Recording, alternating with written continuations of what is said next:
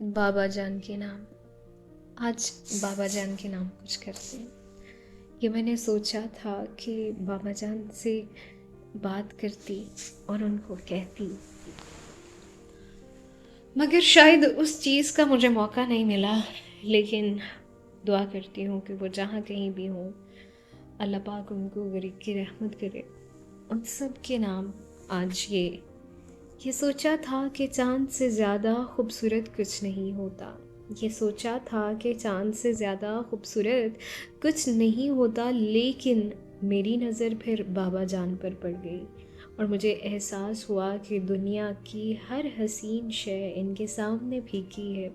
वो खुद धूप में जलते हैं ताकि हमारे हिस्से में साया आए, और उन्होंने अपनी ख्वाहिशें खामोशी से दफन कर दी। बस हमारी ख्वाहिशों के लिए इनकी शफ़क़त, इनकी मुस्कुराहट और इनकी मौजूदगी ने मेरी सोच बदल दी। असल खूबसूरती चाँद में नहीं बल्कि इन चेहरों में होती हैं जो हमारे दिलों को सुकून देती हैं।